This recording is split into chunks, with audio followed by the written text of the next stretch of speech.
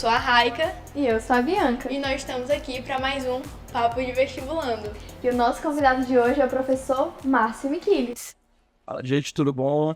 Professor de Humanas, trabalho aqui no CBI com Sociologia e Filosofia, mas sou professor de História também. E ajudar vocês aqui, essa reta final, que precisar. Então, professor, hoje o senhor vai trazer aqui dicas para nos ajudar a enfrentar o bicho-papão do Enem. E eu queria saber a respeito da prova de humanas, nas atualidades, como que as questões costumam aparecer.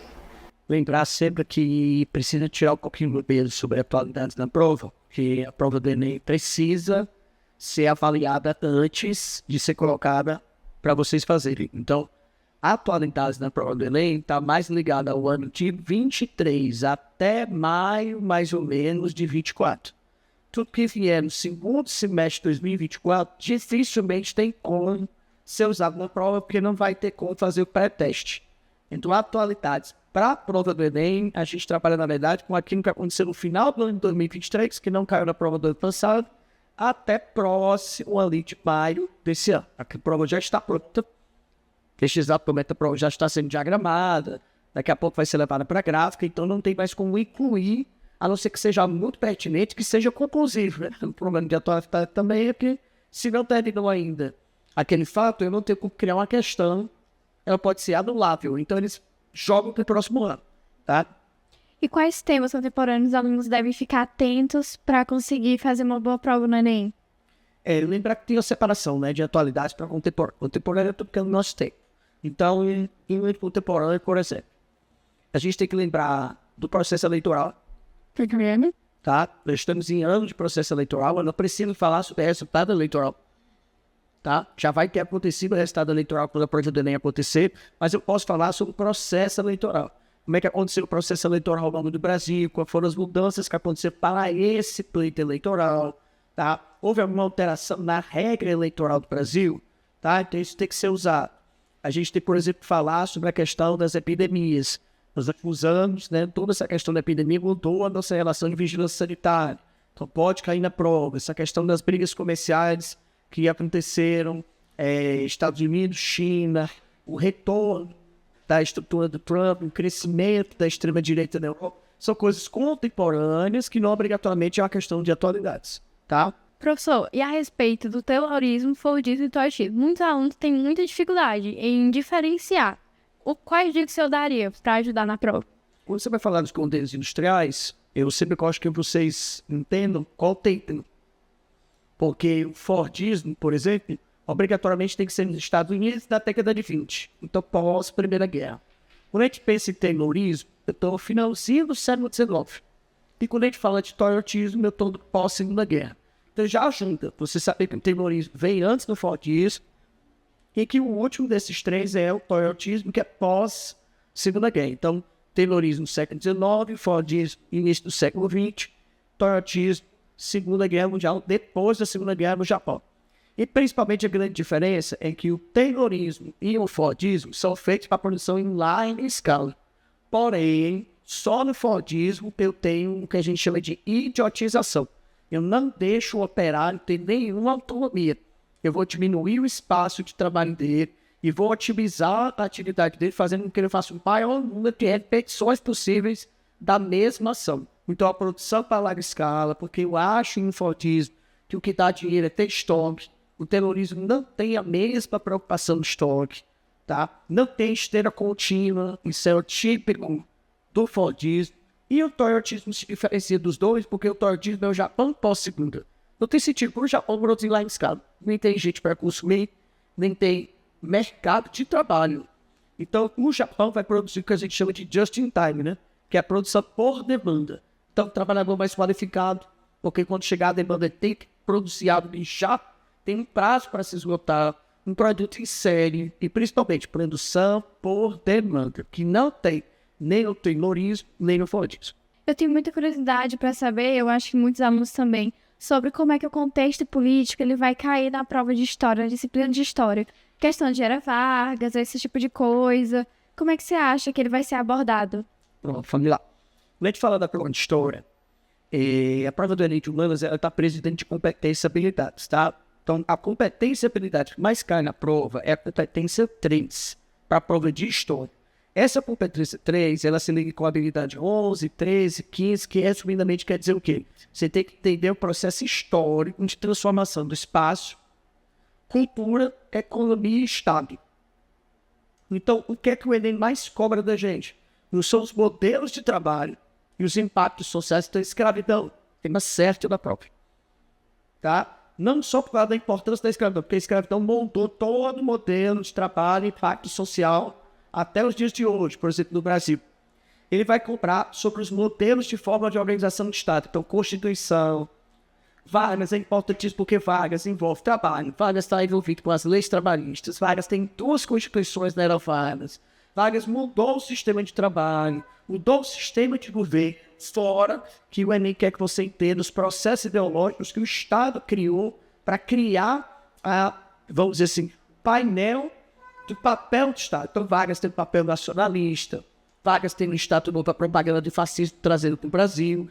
Então, Vargas é um tema muito pertinente porque ele mexe com todas as esferas que o Enem cobra. Mas, professor, eu estou falando de Brasil Regência. O que é que eu vou fazer? Foca nas leis do Brasil Regência, então, o ato adicional, tá? As revoltas regenciais, elas têm vinculação no quê? A gente estava brigando pela ideia de centralização e descentralização. Então, sempre o contexto no que acontece, tá? Esse contexto, ele é fundamental para... Às vezes, ele vem um texto e só tem que identificar em que tempo histórico você está, tá? Então, a gente hábito de leitura também, tá? Eu vejo muito aluno perder questão porque não tem noção da palavra que o comando falou. Aí ele não sabe como começar. Como é que eu posso eliminar o item se eu não sei o conceito? Então, isso aí é uma coisa que ninguém pode fazer por vocês. Vocês têm que começar a se habituar a ler os conceitos. Eu sei que às vezes a gente, professor, quer ajudar tanto vocês que facilita. Mas é uma coisa que vocês têm que ter esse hábito de leitura. Ajuda muito. Professor, e a respeito das revoluções, as nacionais e as mundiais, quais têm maior chance de ser mais cobrado, no caso, né? Maior recorrência? Sempre que vier uma mudança do mundo de trabalho, uma mudança do mundo de Estado. Então, por exemplo, a Revolução Francesa mudou a noção do Estado. Importantíssimo. Aí, dentro da Revolução Francesa, a gente chama assim de revoluções liberais. É uma das questões da prova do Enem. Pode anotar? Uma das questões da prova do Enem são as revoluções liberais. Ele vai escolher uma. Ou ele vai falar da Revolução Inglesa, ou vai falar da Revolução Americana, que é a independência dos Estados Unidos, ou da Revolução Francesa, ou da independência da América Espanhola. O Enem tem aproximado muito para falar sobre colonização da América, não só de Brasil, tá? Mas a colonização da América tem caído recorrentemente na prova, porque fala de Revolução Liberal. Quando a gente fala de Brasil, sempre é importante falar as passagens de Estado, então o processo de independência, sempre é muito pertinente. As revoluções de emancipação. O Enem cobra mais a conjuração mineira que baiana. Portanto, eu sempre acho que a baiana vai cair. Porque, ultimamente, ele cobrou mais a conjuração mineira. Tá? Lembrando que esse ano a gente faz 200 anos da Confederação do Equador. Foi um movimento muito importante. A gente buscou um movimento republicano aqui no Nordeste, separatista. Dá uma olhada nesse movimento, tá? Professor, eu tenho uma curiosidade muito grande em relação às lutas contra o racismo. Questão de apartheid, a segregação racial que teve, não tanto só, né, nos Estados Unidos, como na África e tudo. Eu queria que o senhor falasse um pouco sobre isso. Aí eu vou puxar para especificamente o assunto que eu ministro aqui no Colégio CPI e também outra escola que me interessa, que é a sociologia. Um dos temas clássicos da prova é a visão, tá, antropológica da prova. Então, na prova de sociologia, vai ter uma questão de conceito sobre racismo, que ele pode cobrar diretamente sobre um conceito clássico de racismo, como racismo estrutural, tá? Xenofobia. Pode trazer o apartheid, porque o apartheid é justamente um conjunto de leis de segregação racial. Mas ele pode trazer algum exemplo de conceito para você colocar. O Enem tem trazido conceito, porque percebeu que os alunos têm dificuldade de conceitos básicos. A gente às vezes pensa que a maioria sabe o conceito de racismo, mas quando eu coloco um texto para identificar se é racismo, se é xenofobia, acaba criando uma pequena confusão. Então eles exploram isso, tá? A prova tem uma questão óbvia de bom senso. Sempre tem uma questão de bom senso, mas por incrível que pareça, nós temos uma margem de quase 20 e tantos por cento de erro em questões que são, inclusive, crimes constitucionais, tá? De discursos de ódio, que eles colocam para você identificar isso. Então, racismo é um tema que sempre está presente na prova, ou ele vai colocar um caso para você identificar, E aí você perceber que ainda é do racismo estrutural, ou então ele vai colocar um conceito. Não precisa ser necessariamente a lei, tá?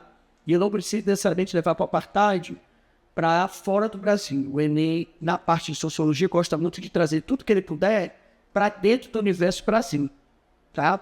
Beleza? Professor, sobre as novas tecnologias, redes sociais e a globalização, como é que o Enem gosta de cobrar isso? A sociedade da informação não é nem questão certa, são duas. Mas toda vez ele aborda envolvendo tecnologia em trabalho, os impactos do mundo do trabalho devido à tecnologia. Então, ultimamente, nas últimas edições, caiu home office, caiu o ensino à distância, caiu, inclusive, a questão da charge, o menino no barraco, procurando a internet para falar sobre desigualdade, e hoje nós temos um capital chamado que é o capital digital. Eu não posso acreditar que a ausência de acesso à tecnologia seja considerada algo particular. Hoje faz parte do mundo. O capital vai ter toda a noção de desigualdade social. Então, uma das desigualdades sociais do nosso mundo é a ausência de acesso à tecnologia. As pessoas de baixa renda não têm a mesma internet, não têm os mesmos acessos, e isso torna ela uma pessoa em condição de desigualdade. A outra questão é sobre os impactos da tecnologia na relação de informação. O Enem está devendo a questão sobre fake news. Ele já cobrou questões sobre o papel dos meios de comunicação, já cobrou a questão da filosofia bem difícil, inclusive, falando sobre a razão deliberativa, que é a capacidade de argumentar pelas pessoas para construir uma razão, a necessidade de ter esfera pública de debate, mas ainda não trouxe uma questão sobre fake news. Então, estão devendo duas coisas na prova. Uma questão sobre fake news, que eu sempre acho que vai estar presente, e uma questão sobre essa nova perspectiva da sociologia sul-coreana, que está bombando aí nos livros e nas bibliotecas do mundo inteiro, que a gente chama de teoria da sociedade do cansaço. Nós estamos vivendo um hiperativo e todo mundo está sentindo um cansaço físico e mental, tá? Devido à aceleração do mundo tentando acompanhar essas novas tecnologias.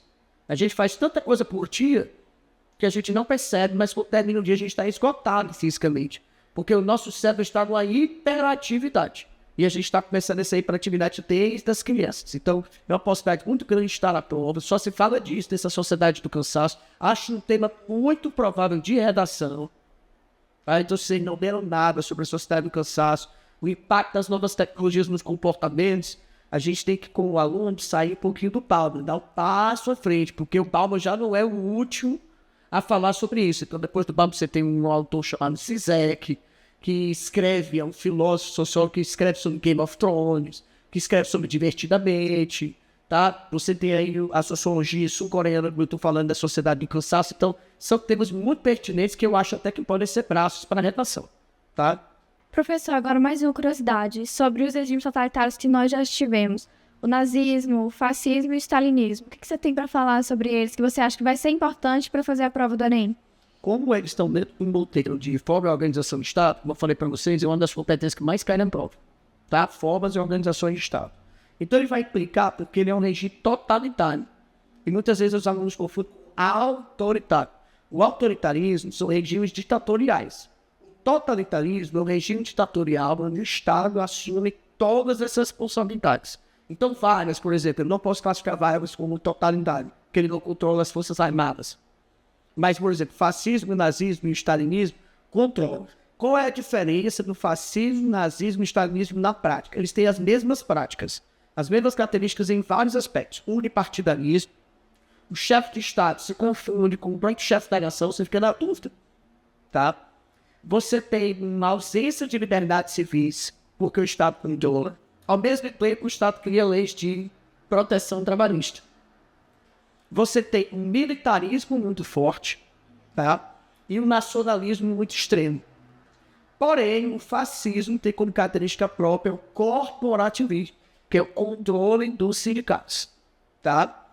O nazismo nem defende a existência de sindicatos. E tem como grande marca própria uma defesa muito extrema da ideia da raça pura, que eles se autoproclamavam arianos, e essa raça pura provocou uma política de genocídio a quem não se encaixava nesse modelo, impactando em número, principalmente a comunidade cigana e judaica, que a gente vai chamar de genocídio ou holocausto, O stalinismo tem como marca o fato de que ele é um regime totalitário que a gente chama de extrema esquerda.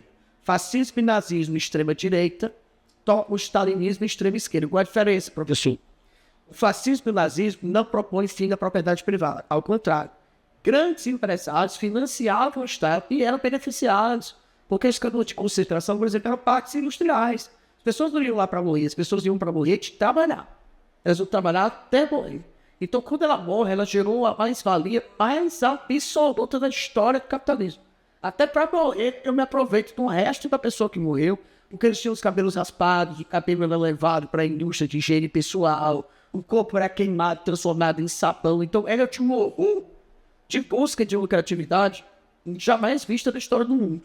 O stalinismo tem a ideia de defender o fim da propriedade privada. E isso que a gente está falando é teoria. E a prova vai lhe cobrar um processo teórico. Agora, quando a gente fala de nazifascismo, colocar só uma observação aqui, ele caindo na prova através de uma pensadora chamada Hannah Arendt. Porque ela criou uma teoria chamada banalização do mal, mostrando o quanto é perigoso o discurso de ódio, tá? Que nos últimos anos tem sido crescente em vários países. Você tem a volta do Partido Fascista da Itália, tá? Inclusive parentes, a neta do Mussolini é a líder do partido que ganhou as eleições da Itália. Você tem a volta do crescimento do partido nazifascista também na Áustria. Recentemente quase vence as eleições na França, tá? E o Trump defende essa ala também dentro de uma parte que é ocorrente do eleitorado americano, tá? Professor, e você tem alguma indicação de filme? Porque eu já vi que você me indicou sobre o filme Zona de Interesse, que aborda esse tema sobre o nazismo contra, né? Tudo que aconteceu com os judeus e tudo. Você tem algum filme que você acha que vai ajudar a gente, ou na redação, ou até mesmo em alguma questão da prova de humanas? Eu sou bem suspeito que eu sou cinéfilo, então eu assisto todos os filmes que estão em cartaz, mesmo o terror, que eu não consigo ouvir isso. Mas vamos lá. Esse ano a gente teve recentemente o filme do Oppenheimer, Sim. tá? Que ressuscita a discussão filosófica moral sobre a necessidade do uso da bomba atômica, inclusive mostrando no filme. Eu até pensei quando o filme foi feito que o filme ia falar sobre a bomba atômica. E na verdade o filme é sobre o macartismo e a bomba atômica. O uso da influência política na Guerra Fria para inclusive tirar o direito dos cientistas sobre a criação da bomba, tá? O filme é muito político. A primeira metade do filme é a bomba, mas a segunda metade é a discussão política de transformar os cientistas no mal da Segunda Guerra e tentar tirar a responsabilidade do Estado. A bomba atômica é considerada terrorismo, tá? Não é ato de guerra, porque quando você não tem direito de defesa, é um ato de terrorismo. Existe terrorismo de Estado, tá? E você tem o Zona de Interesse. Esse filme, ele é muito pesado, ele é muito sonoro. Você tem que assistir ele prestando atenção no som, porque ele é um filme que tem a proposta de contar a história do coordenador do campo de Auschwitz. E o filme se passa na casa que é construída ao lado do campo de concentração. Então não aparece ninguém morrendo, mas aparece o som de todo mundo que morre. Todos os gritos, toda a dor, é muito pesado. Também traz esse aspecto moral. A gente tem recentemente um filme muito interessante sobre o aspecto também da conduta humana e liberdade, que é o Pobres Criaturas, que para minha surpresa está no streaming da Disney. A Disney fez agora a incorporação do seu streaming e tornou o streaming dela um pouco mais adulto. Quem acompanha aí, né? Juntou o catálogo com a Star Plus. O catálogo dela está bem adulto. Inclusive no catálogo dela estão entrando filmes indicados ao Oscar recentemente. Então, tanto Pobres Criaturas, porque fala desse aspecto moral, faz uma espécie de releitura sobre Frankenstein.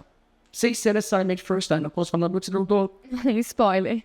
spoiler. Mas o filme tem muito esse aspecto da moral, porque o filme se passa num lugar de uma menina, uma mulher, que morreu e foi trazida de volta à vida, só que o cérebro dela é de criança.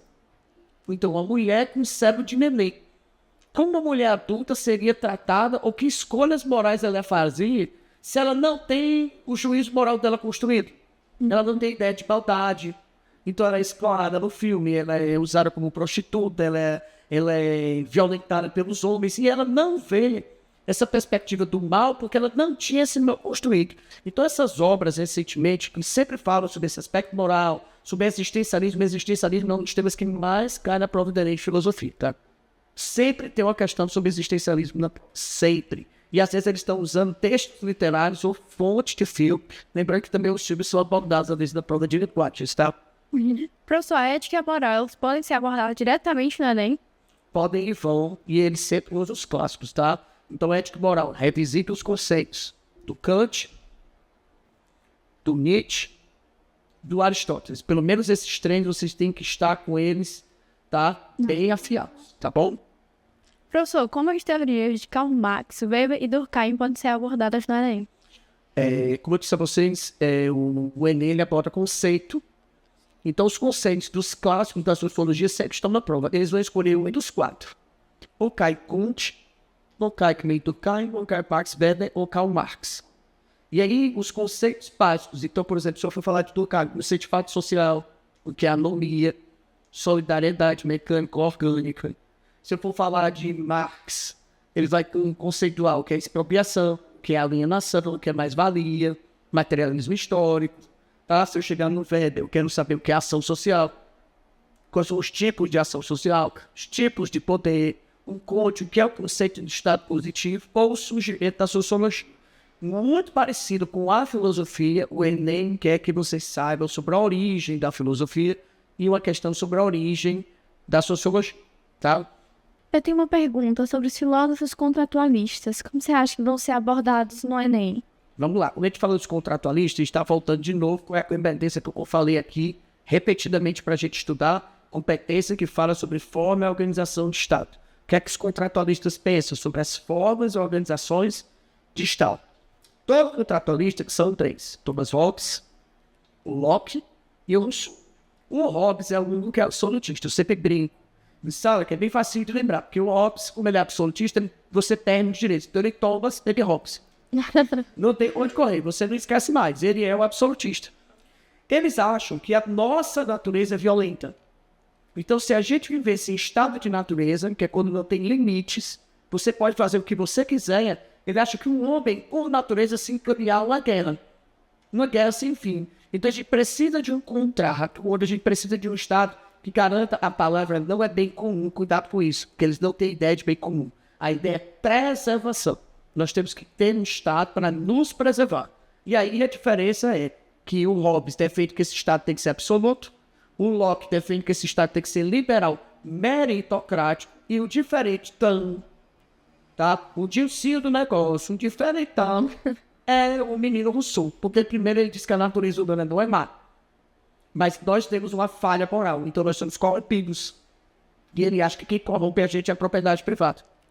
Inevitavelmente nós vamos entrar em guerra. De novo, nós precisamos de um Estado, mas ele defende um Estado universal, onde todas as pessoas possam escolher o seu representante, tá? Então a diferença desses Estados é importante você saber, tá? Na hora da prova. Para a prova desse ano, 2024, qual deles tem maior chance de cair? Não vou dizer maior chance, mas o Estado contratualista é que sempre tiver espaço ou cai um ou outro. Ou cai o Estado contratualista ou cai um conceito de Estado. Porque eles estão dentro do mesmo processo que a prova vai cobrar. Então, ou vai cobrar os contratualistas, ou ele vai cobrar o conceito de Estado. Agora, fazendo uma aposta aqui, existe um personagem que souber que mais caiu na prova dele no começo, e ele desapareceu na prova.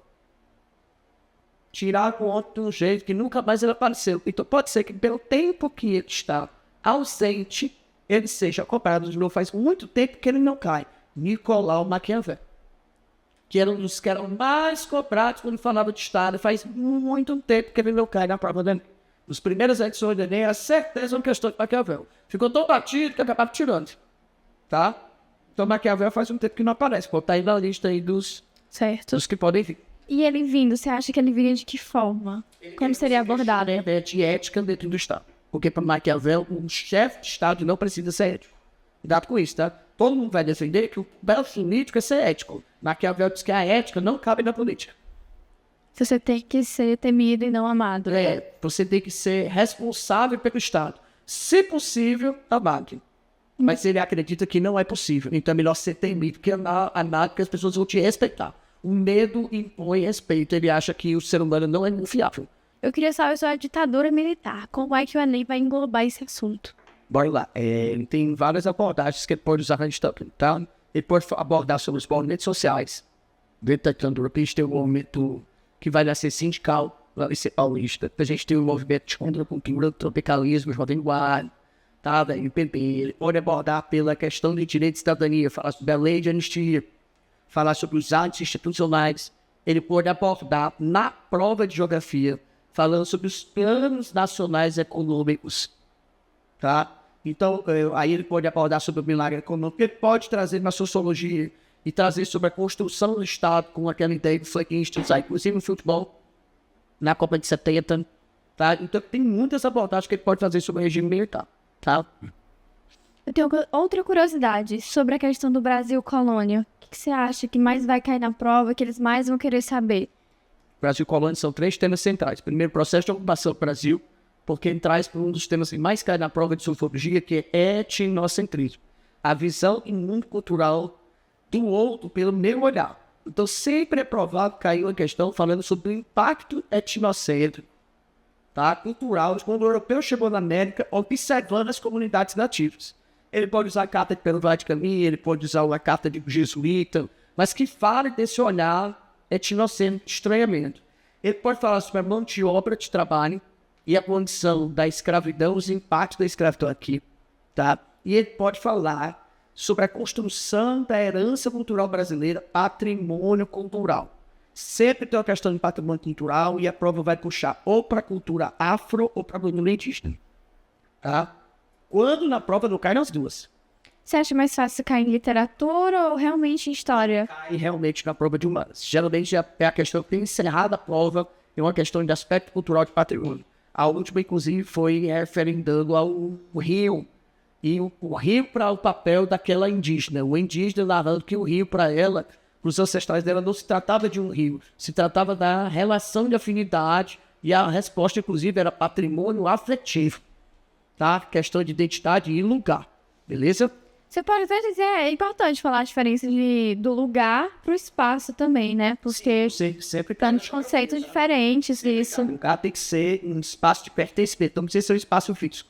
O local é que é um espaço físico. Então, quando você vai preencher o mapa, você pergunta a sua localização. A gente aqui diz assim, onde é que tu tá, qual é o teu lugar? Não é lugar. É onde é que você está com a sua localização. Tá? O lugar é um espaço de identidade. O lugar pode ser esse copo. Porque você sempre toma água nesse copo. Tem na casa, inclusive, um copo que é de pertencimento e afinidade. Tá? Professor, quais filmes você indica para quem vai fazer a Enem esse ano, para ajudar na redação, ou até na prova de humanos mesmo? Eita, a lista é grande. Mas procure sempre pegar os filmes que têm alguma relação com as indicações do Oscar. Porque essas indicações do Oscar, elas têm caído recorrentemente em provas, não só do Enem, tá? Recentemente, em vestibulares particulares, tem caído as indicações do Oscar porque elas levantam as indagações da sociedade, traz o cinema o papel dele da arte, a arte da indagação, da reflexão, tá? Então, os filmes desse ano que a gente já passei aqui para reforçar, do Penhari, do Zona de Interesse, Poucas Criaturas, foram filmes que todos mexem muito com esse aspecto moral, tá? Questão da ditadura, achei muito interessante quando você citou sobre os movimentos musicais que tivemos, questão de arte, esse tipo de coisa. Qual você acha que afetou mais? Tipo assim, que mais teve influência contra a ditadura? O tropicalismo, o MPB? São movimentos um pouco diferentes, eles querem coisas diferentes. Sim. O tropicalismo, ele não questionava a ditadura, ele questionava o modelo de vida que a gente segue, que é um modelo de vida conservador, que não permite a abertura a uma liberdade de expressão plena, a própria concepção de arte, uma nova concepção de vida, tanto é que eles acabam sendo chamados, e isso não é uma coisa ruim, pejorativa para eles, eles vão ser chamados de sociedade alternativa, tá? Então eles não se veem denegrindo com ser a sociedade alternativa. Isso abriu espaço para a gente questionar ambientalismo, o mundo vegano, as perspectivas da medicina que não sejam só as medicinas invasivas e clínicas, tá? Já a MPB, ela está mais ligada diretamente a questionar a estrutura política que a gente vivia e ela é literalmente um hino de protesto. Então são caminhos diferentes, lembrando que esses temas, eles são recorrentes também na prova de linguagens, tá? Às vezes nem tudo cabe na prova de humanas, a música, a arte vem sendo muito cobrada nas provas de linguagens. Bom, pessoal, eu sei que o papo estava ótimo, mas infelizmente o nosso tempo acabou. E vamos esperar para a próxima, né? Professor, sua participação foi incrível, muito obrigada, viu? A gente espera lhe rever por aqui, trazendo mais pessoas para nos ajudar na prova de humanas. A gente não deixa de acompanhar as redes sociais, tá? Que é um trabalho sensacional que está sendo feito pelas meninas, pelo CPI, e tamo junto. Valeu! E você aí que gostou do conteúdo, já compartilha com um amigo e curte. Nossas redes sociais estarão aparecendo aqui embaixo. Eu sei que vocês ficaram com um pouquinho de gostinho de quero mais, né? Mas até o próximo Papo de Vestibulando!